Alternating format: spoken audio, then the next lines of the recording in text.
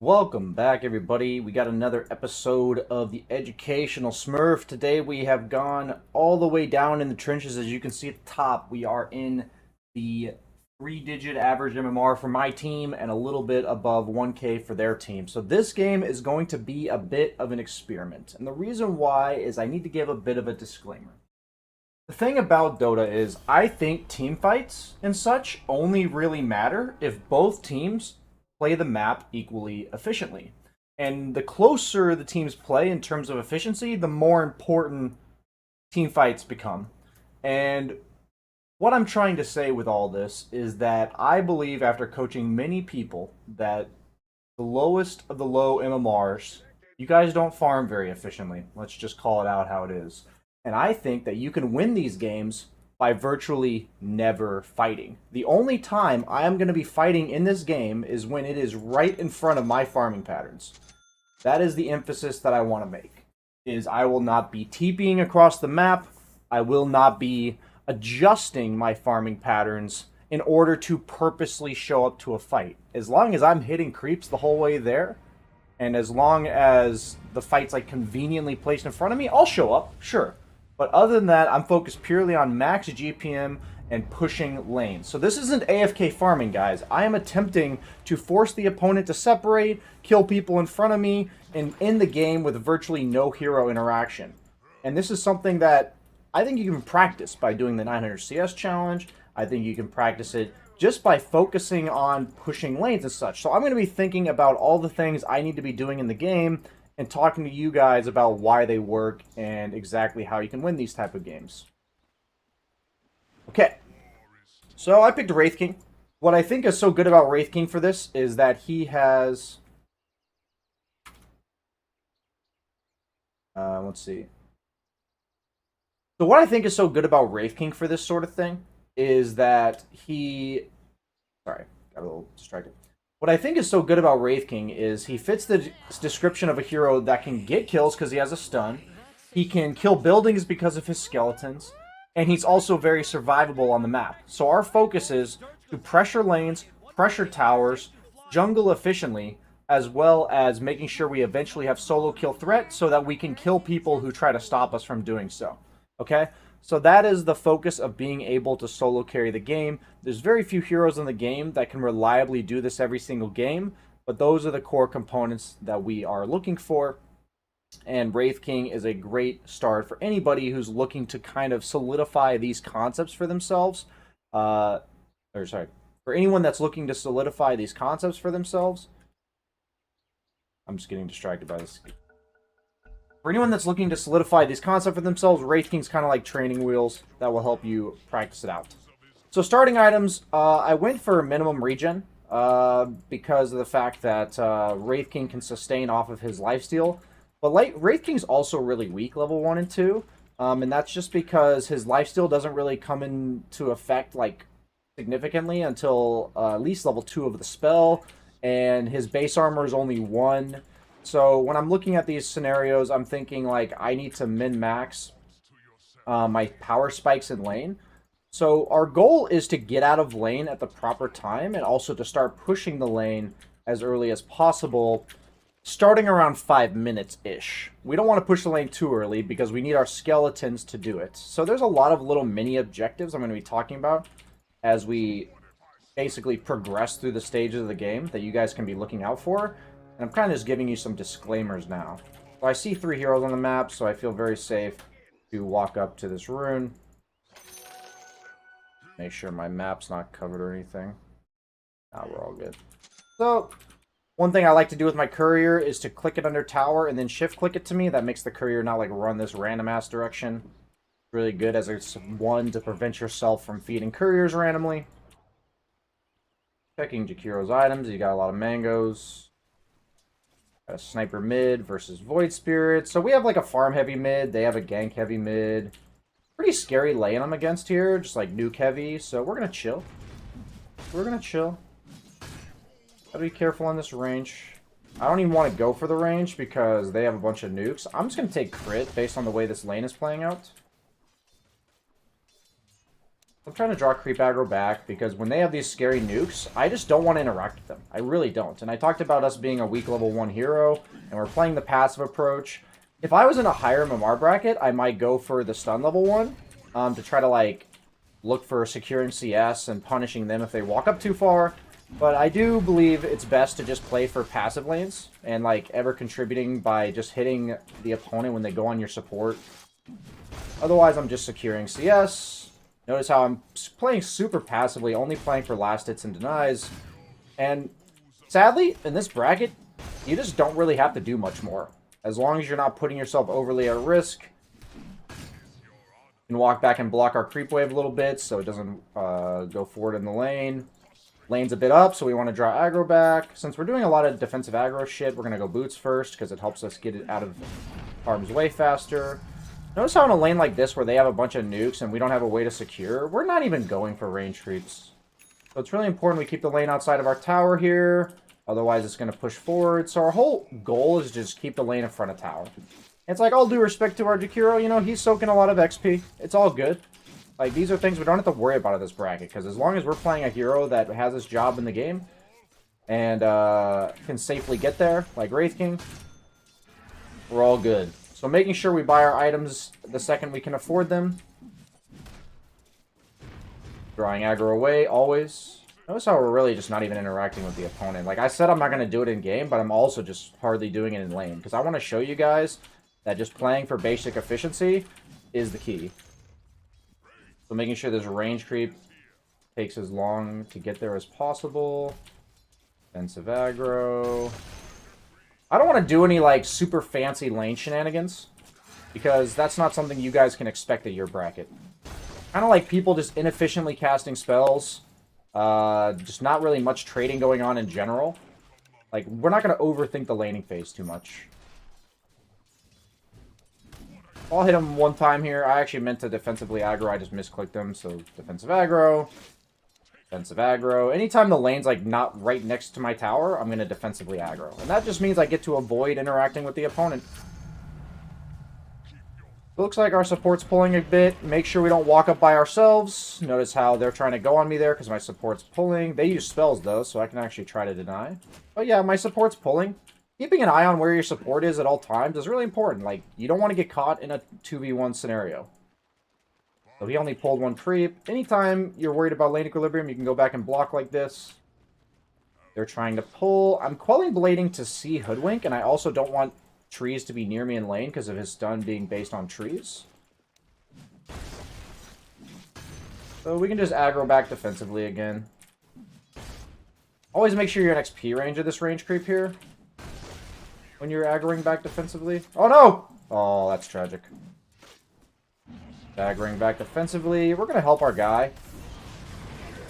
We leveled stun there because it was going to save our Jakiro from getting stunned.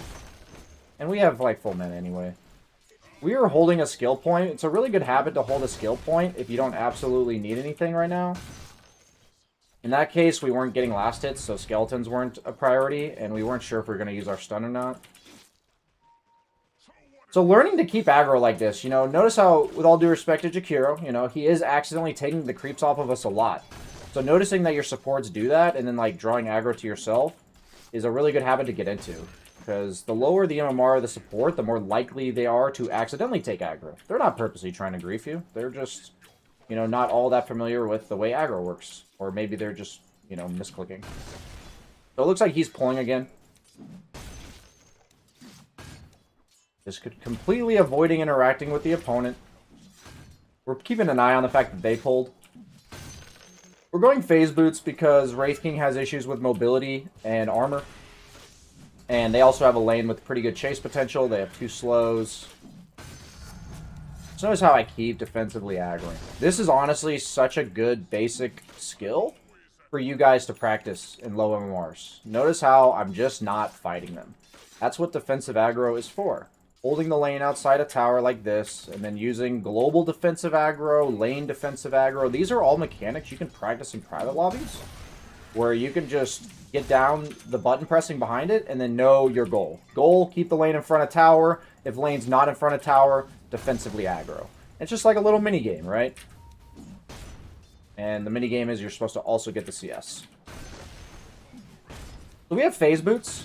We're going to go Glove of Haste for the value attack speed, but then we're going to go straight Radiance. And the whole idea is that it may not be the most meta build right now, but in this bracket, you don't have to play according to the meta. I'm trying to encourage people to learn how to play the Dota game properly, and that's by focusing on lane pressure, farm efficiency, like ramping up your speed, and like Radiance as a Wraith King item ensures that you scale, because this hero gets kited a lot, and we want to make sure that we're doing ample damage in fights. So compared to like a Battle Fury, even if we get kited, we'll do a lot of damage. And if we compare it to other items like Armlet Deso, we need to make sure we keep up our farm speed, because if we don't have farm speed accelerant items in this bracket, the game is usually going to slow to a grind, and or slow to a halt, because people aren't like forcing advantages or anything like that. And the opponent, if they do go for farming items, will probably just pull ahead of you. But this camp is stacked. Notice how we're just walking up and defensively aggroing. We are always afraid when we are defensively aggroing. Like, I'm bracing myself to get gone on. Like, I'm like mechanically ready, you know, dodging the stuns, ready to stun Dawn if she tries to use her first spell. Like, this is your moment of highest danger level, is when you walk up to aggro. So whenever your support tries to pull like this, and you see an opportunity to cut the 4 off from helping, it's really good. Notice how, like, I'm basically just zoning for the Jakiro to get the pull off. Because the Hoodwink's job in this case is to stop the pull, and it's also her job to try to get this pull off. So by standing here, I'm doing both. I'm basically saying, no, no, no, you don't get to pull this camp, and you don't get to stop Jakiro. And so a lot of good trades, good engagements you take in lane are exactly because you outplayed them when it came to who goes for the pulls and stuff. So the Hoodwink's knowingly going for the pull, and we're stopping it. Yeah, I gotta be a little chill here, because he can now Q me since I don't have stun. Oh, Void Spirit's here. Fortunately, we backed off a bit. I wasn't even paying attention to mid. I got a TP from Sniper. Okay. Well, the thing about these situations is I would either go mid here, or I would stay. It kind of depends on like what's happening in the mid lane, or what's my mid's gonna do after. So if mid lane was like underneath my tower, I would have just TP'd there for the efficiency. I would have let the Sniper stay bottom, but there was really nowhere for me to go right there. If Sniper just like insisted on staying in my lane because he's like, you know, he's Herald, he wants to take your lane or whatever, then I would just go jungle as a hero like Wraith King. And I think having the option to go jungle is really nice in this bracket, just because when in doubt, there's no lane for you to take, you want to be able to go somewhere. So I usually lean away from heroes like Spectre, PA, Anti-Mage, heroes that can't really jungle early. So this is the stage in the game where we're going to start like pushing the lane out and jungling. So we're trying to minimize hero-to-hero interaction, because anytime we're hitting heroes, we're not hitting creeps. How do we maximize GPM? We hit creeps. So notice how I'm spending as much time as I can hitting creeps. I want to guide my skeletons to the next camp, if I can. I didn't get it in time. Unfortunate. We definitely were trying to get our skeletons to help us farm. So our mid laner got gone on by Dawnbreaker ults. The Glove of Haste is because this hero attacks really slowly otherwise. We didn't actually want our skeletons to go to the tower.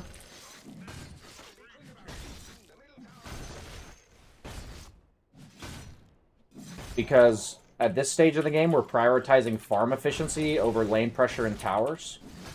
So basically, the longer the game goes, the more you prioritize lane pressure and towers over farm efficiency. Since we're not laning anymore, we're just going to not level our ulti because it doesn't help us farm faster. We're going to keep this item for a bit because we're low on mana. We're going to keep an eye out on our lane, though. This is really important. The only time we're going to interact with heroes is when it's to defend our towers. Because we don't want to ever give them free towers, because that's how we keep the area on the map for us to farm. So we see Void Spirit coming as well, so we're actually out of here. So, like, we are always thinking about defending our tower, but it's like, we're not going to risk our life for it. So whenever this happens, I look at other lanes, I see that we're not really pressuring anything, but, like, my skeletons are actually zoning them. So teetering with this idea of like how long you can protect your tower, monitoring this while you're jungling is an insanely important habit that I see virtually nobody in this bracket do, where you're just looking at this area, giving yourself the information. Does my team need my help in order to defend?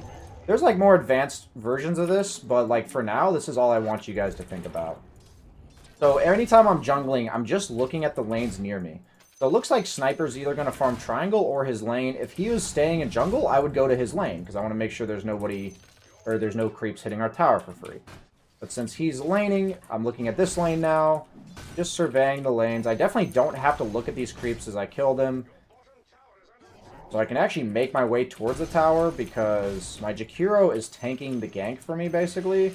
Like, they're trying to go on my Jakiro. It looks like somebody blocked this cam. So I can actually help my support anytime that they're getting gone on like this. And also, like, if they've tanked the brunt of, like, the opponent's attention, notice how I'm, like, farming under tower? I'm just trying to get out of here. You know, sadly, the Jakiro's taking the creeps from me, but it's fine. I also didn't have any creeps, so now we get out of here. Since there's no actual jungle camps around, I'm just going to stick in this area for now. If these jungle camps were here and Sniper wasn't farming mid, I would have TP'd somewhere or done something. But now that, you know, I recognize there's no camps to farm, go back to lane as soon as possible, spend as little time here as possible, defensively aggroing, hitting creeps. And so this guy's in my way. Like, I'm trying to farm, and this guy's getting in my way. So that means we hit him. And that's kind of a judgment call that you have to make in terms of matchups. But the reason I'm willing to interact with him is because he's stopping me from farming. And that's kind of where we draw the line. We're going to take the Possess Mask.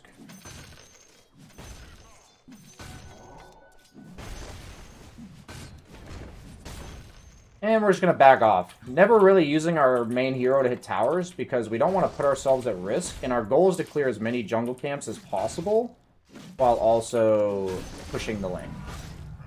So in this case, they're all missing, so I'm actually going to hold my ult skill point in case they, like, gank me here. I don't want to feed because I got greedy.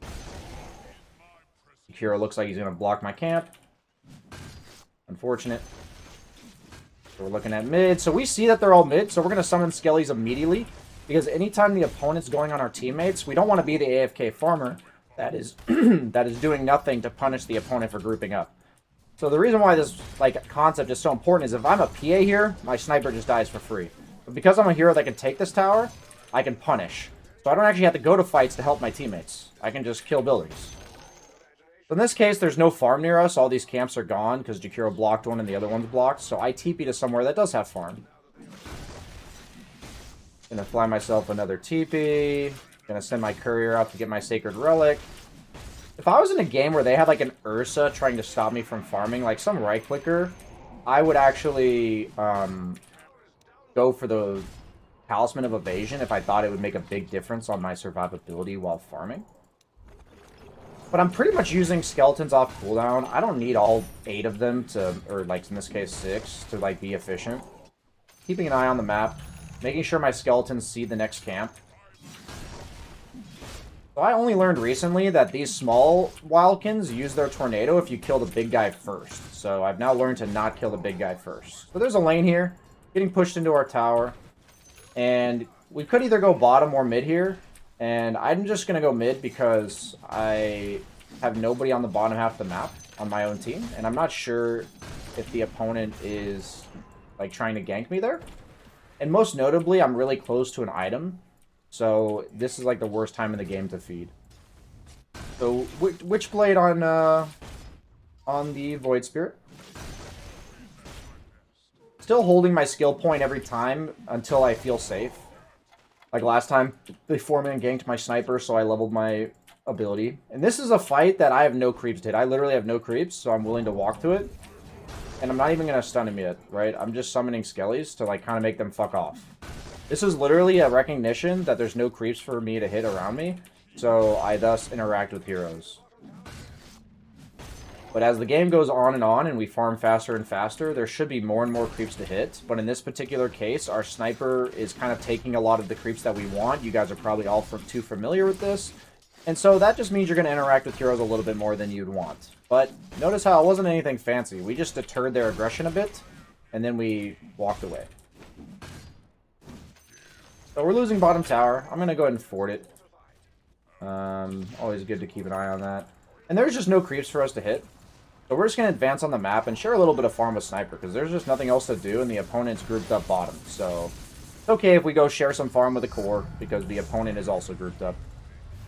So we're going to do this, and we're actually going to walk away from where we last saw the opponent, which was down here. So oddly enough, we're now ending up in their jungle, because we're trying to farm, and we saw the opponent down here. So we are here, we walked the complete opposite direction of where we last saw them. And now we're in their jungle. But I want you guys to see that if we're in farm mode, we're trying to avoid the opponent. And based on where we last saw the opponent, which was bottom, we're now walking here. We see the map much more fluidly than just, this is where we go. If I can get you guys thinking, am I in fight or farm mode, run away or towards the opponent, boom, we're in business. So notice how in this case, we see that there's a huge fight going on here, and we're still in farm mode. No hesitation, right? Because we are 200 gold off of a Radiance. So we just immediately TP away from it and push the lane as fast as we can.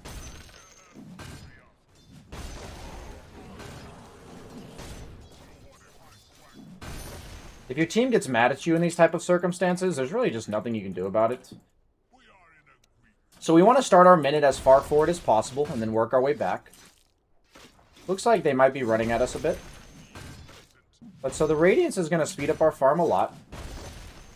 Our skeletons should be taking care of the lane. Since I see Dawn kind of running at me, I saw him running at me here, I assume they have a ward of some sort. Like the way he's playing. But the nice thing about Wraith King and Illusion Heroes is that the summons will take care of the wave for me. I'm going to check high ground for this ward. But looks like they don't have one. Notice how we're kind of just flowing back and forth on the map based on where the opponent's going. It's like Dawn's running bottom after I TP'd bottom, so then we run back towards mid. We were top, they TP'd top, we went bottom. Notice how we're just kiting them on the map a little bit. That's what I mean by stuff you can practice. So we're just consistently looking at the lanes near us. I'm going to run to the Ancients right now because that's the most efficient farm for me, and I also want to head towards top for all the reasons that we've been talking about. And even though I've been trying to be like a, selfless carry, letting my Sniper farm triangle, I can't just keep giving him the efficient farm if I want to be able to carry. I can't just keep giving it to him, right? So, new neutrals. We're going to advance our way towards top. What's happening? Darkseer has Greaves. So our off lane's building some reasonable items.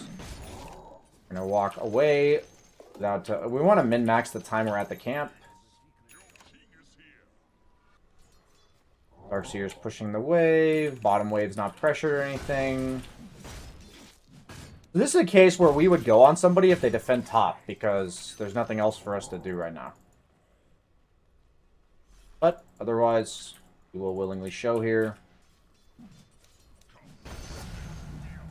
And remember our goal. Minimize interaction with opponent heroes.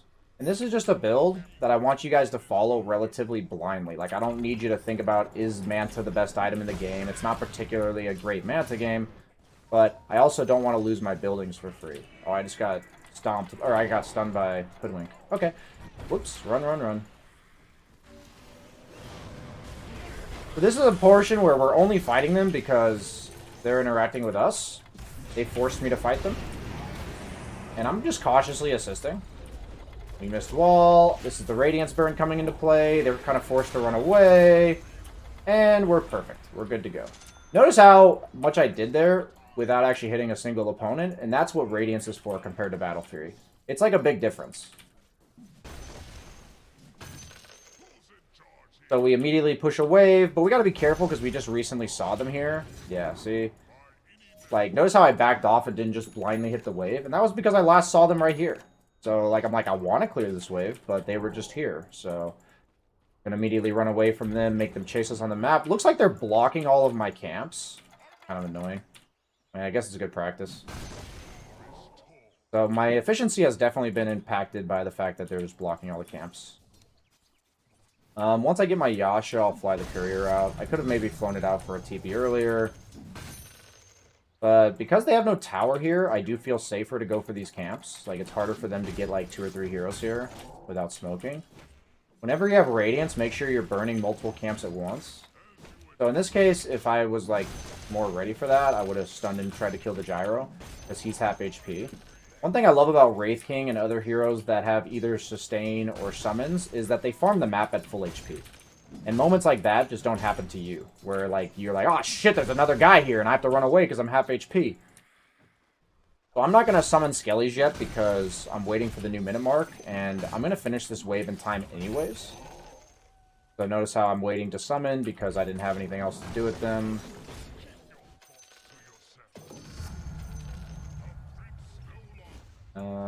Giving my courier items. Don't want to be 9-slotted because then we can't pick up neutrals.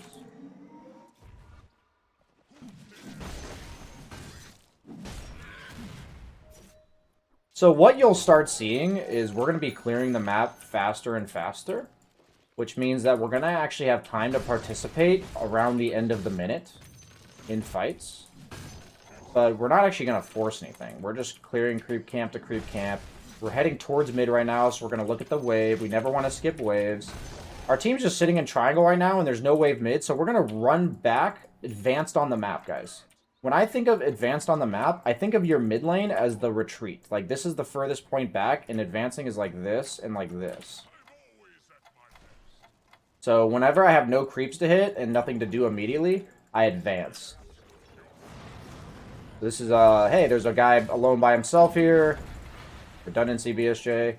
So he was in the way of a creep camp I wanted to hit. So I stunned him, took an efficient trade on the map, and then I just walked away. Notice how they're kind of like reacting to that a bit. And this is how we kind of like consume the map from the opponent. This is just an illusion. Skeletons are actually pushing the wave for us. And I know this doesn't look fancy, guys, but I'm trying to show you that the chaos that is normally these games, it honestly is no surprise every time I play these games in the past and now that just nothing happens. Because I'm actually preventing them from ever grouping up. And every time they want to, like, potentially gank me, I'm already gone. So I can almost assure you that they're like, what do we do here? Like, since I have a farming acceleration item, my team's in the triangle, we're going to keep advancing on the map. Right? We're just going to walk back to bottom. Since there are two heroes here, we're going to do this cautiously. We're not just going to, like, run in. We're going to wait for them to show, right? So we're walking towards a wave. Our skeletons are pushing mid. We're just waiting for them to push this wave in. And this is because there's no farm around here, and we saw 3 heroes bottom. Now we pick up the wave near our tower. So we're being super cautious down here. Like, we are not fucking with these guys at all. Because our team's making a smoke. And whenever your team smokes, it's ideal as a carry if you can just make your farming patterns go towards them. So I'm like heading towards mid now because I want to be able to fight if possible. But like I'm not forcing anything. So there's an arcane rune. They're going on me. Not too big a deal here. That's the nice part about being Wraith King. They never really want to commit onto me. I'm only fighting them because I can. Gotta chill a little bit. I'm low.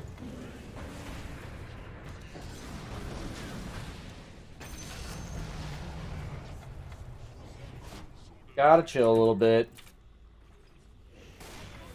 DM wants the dick. And back to farming. So the reason why this worked out is because when the opponent was smoked, or when my teammates were smoked, I was cautious and I went towards my opponent. Or towards my teammates. So what the Manta does is it's basically skeletons that we can control. In terms of cutting waves and such. So now we can start expanding our farm even more. And that's why we bought it. I'm gonna find myself some clarities. Sadly the skeletons, or the illusions weren't high HP, so the guy could kill them. But it's okay, it still made somebody respond to mid. And they're dealing with our illusions while we're pushing waves. We see Dawn walking down lane again, and she's by herself. So we're, oh, yep. See how everything we do is just like, oh, there's farm here, zone them away, and then we walk away. Gotta make sure we have enough mana to not just not cast ulti, which is, you know, a problem. My team looks like they want to do something, so in this case, I'll stop hitting a jungle camp and run towards the opponent that's farming near us. Gotta make sure I don't cast mana because I don't want to have no ulti. And this is only because I have teammates here. And notice how I'm not, like, forcing anything, right? I'm just like, oh, I'll hit the guy that's farming around us. My team's all here. Gonna keep hitting neutrals. I, like, in a normal game would be playing a bit differently here, guys. But I'm really trying to show you that, like, I don't have to force any fights. They can kind of just come to me, and we can, like, just win the game that way. So there's definitely more limits I could be pushing here, but I don't want to, like, be playing according to my limits perfectly. I'm just running at people that are farming. That's all I'm doing. Just running at people that are farming. Manta dodge! Arteezy! Easy, Arteezy. Let's go. And whenever we do reactions like this and we're kind of low, like, notice how I don't have mana to fight? We're just going to walk away. Take their farm. Thank you, Darkseer, for the Ion Shell. So in this case, if it's ever a new minute mark and we can just start the next minute farming on their half of the map, it's the fucking dream. We just take their half of the map, they have no creeps left, and we're just going to farm all of this. So this is like just a net massive amount of creeps for us in comparison to them.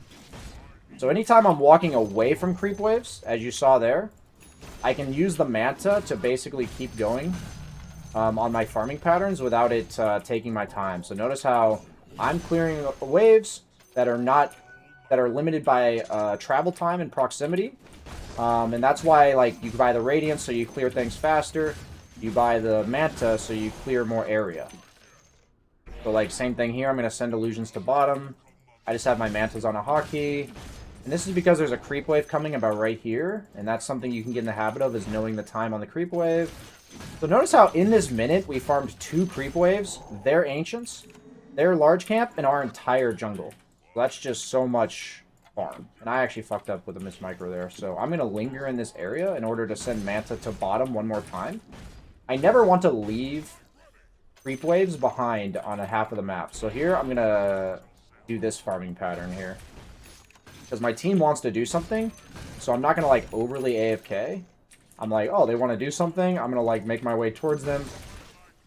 I should be getting my item about the same time. I really want to finish my item. So I'm actually going to go for a medium camp. I thought I was going to have it. I'll just say something like this. You don't want your team to think you want to fight here.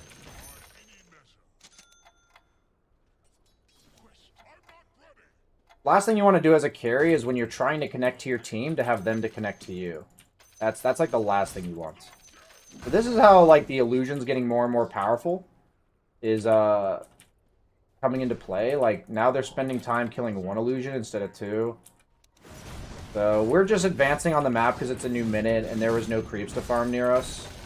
So this is just the same thing. Like, I'm only interacting with people because they're in front of me when I farm.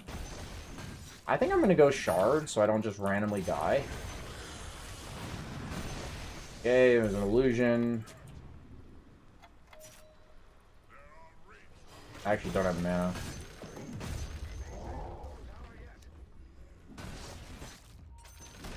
We don't want to give them that tower.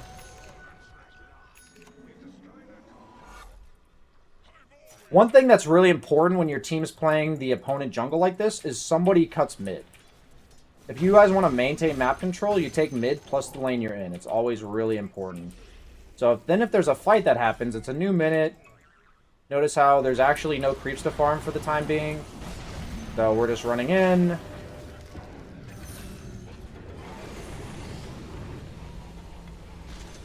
And we're gonna walk away and hit a camp nearby. And there's a creep wave. We're gonna go get that.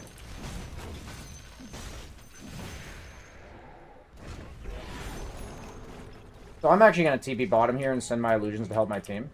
But I don't want to give them any free towers. So whenever they fort like this, I'll just walk to the next wave.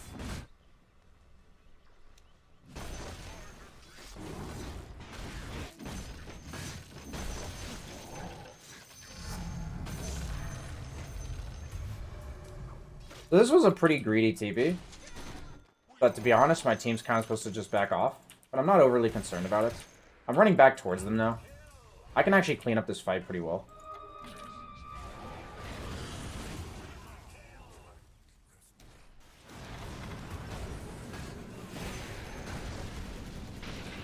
Gotta be careful of getting 1v5. I'm actually gonna die here, I think. Oh, they missed their stun.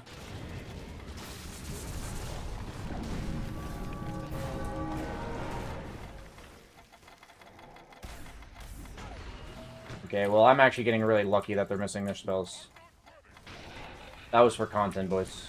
I should have just stayed bottom.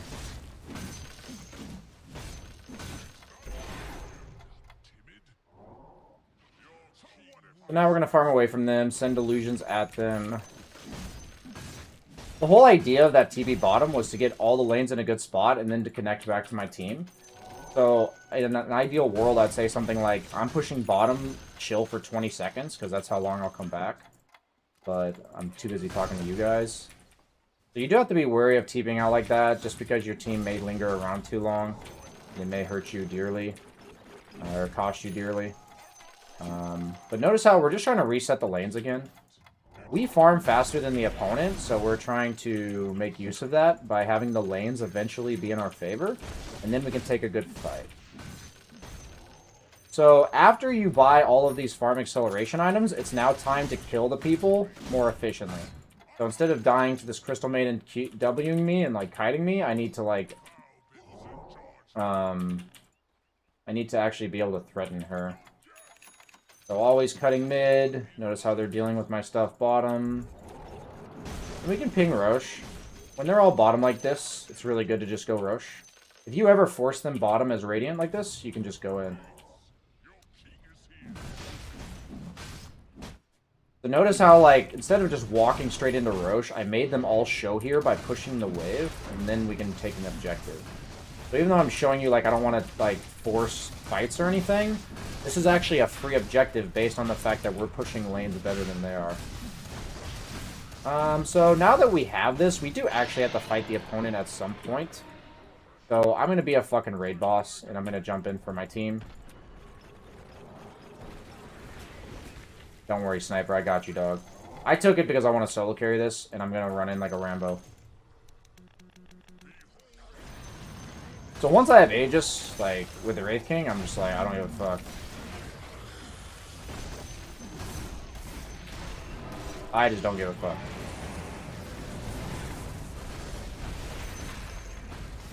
So this is the net worth impact. I just have a shit ton of net worth. That's Aegis. Making sure I tank for my team with Aegis, because that's my job as a Wraith King.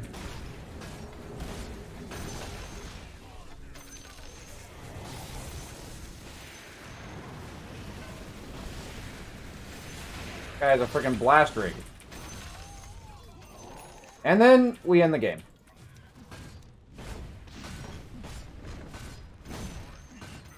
So, it's usually that opportunity when I'm around the acceleration items, kill item, that I look to just end the game swiftly.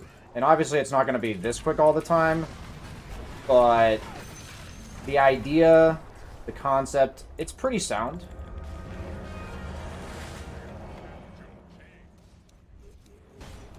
Behind, like, if we just have this many items, and I know this looks like you can't keep up with this, so your game may take a bit longer if you're working on these farming patterns.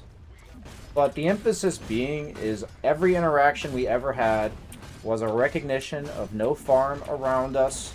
It was a recognition of somebody getting in the way of our farm, right? And so we even tried to overdo it a little bit with that TP bottom, and I think that TP is fine if I tell my team to back off for 20 seconds. But I probably wouldn't recommend doing that TP in your games because your team is likely to feed. You can, like, say, hey guys, I want to push bottom and back off, and then tell them to back off. But, yep. Game should end abruptly here.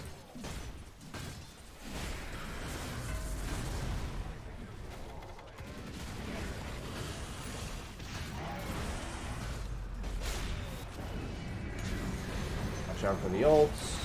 Always go for the backline supports. That's like what I'll always do. The squishier they are compared to the amount of damage they do, the more likely I am to target them. So like CM and Hoodwink will do a lot of damage. They will stun a lot. And they're also very squishy. Nice, my team 4-staffing me and everything. Very good.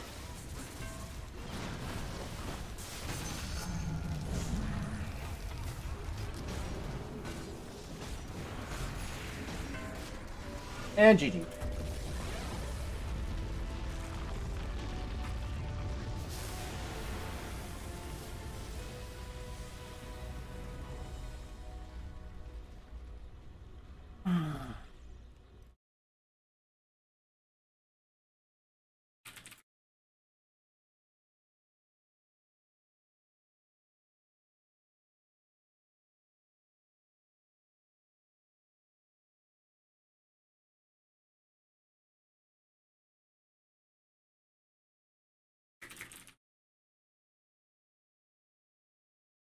And that is... Where was I? Go ahead and cut the, the whole, like, smurfing as position 1, not impressive. I guess what I want to say is...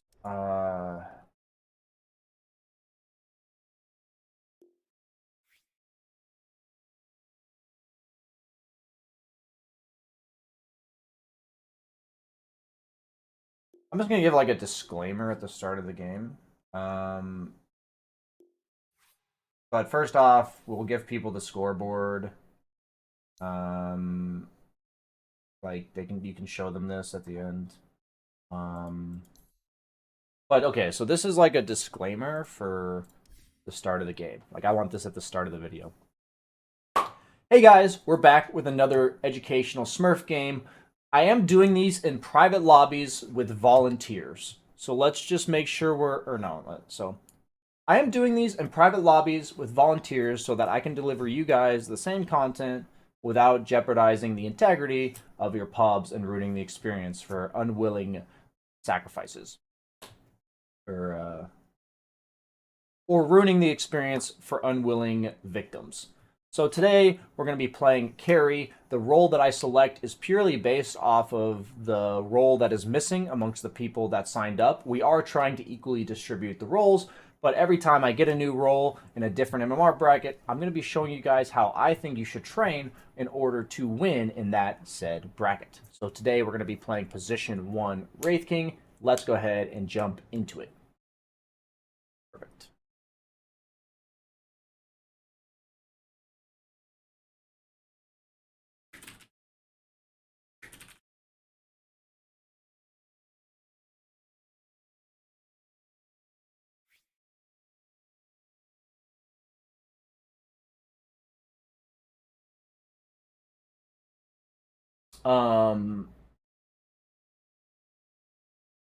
Wait, was I recording that whole time?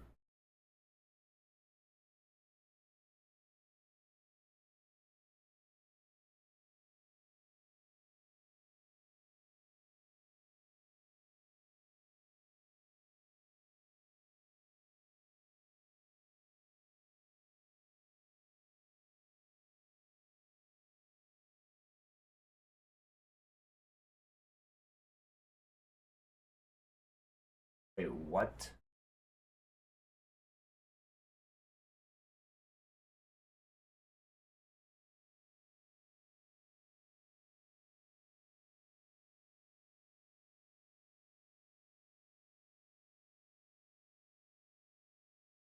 How do I fuck this up?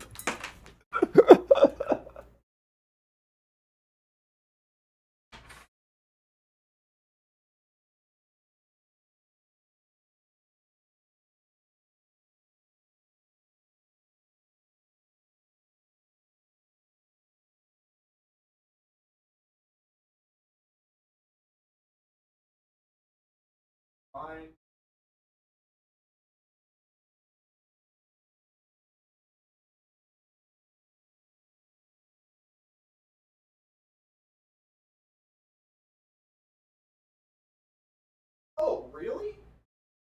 That's what happened?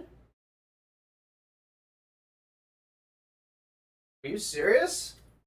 That's what I did wrong?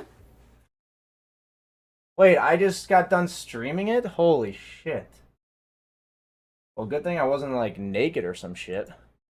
No, I see that I'm live.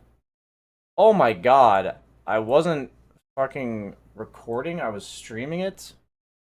Holy shit.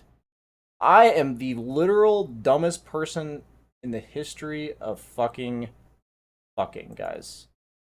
I am literally so fucking dumb. Holy shit. I was just trying to record, guys. And I pushed fucking stream. Holy shit. I am so fucking dumb. Okay. Honestly, would I rather be really dumb and have the VOD? Or would I rather be not dumb and have to re-record? I'd rather be dumb and have the VOD, so...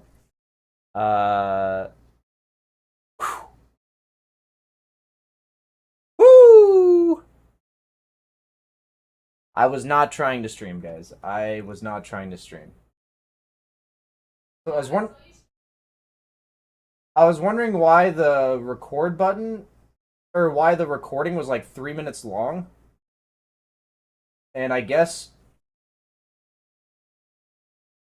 I don't know how I did it. I must have just clicked the streaming button instead of the record button at some point.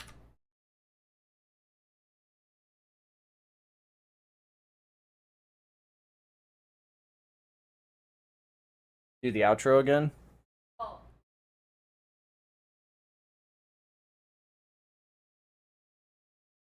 Yeah. I did stream the entire thing, yeah.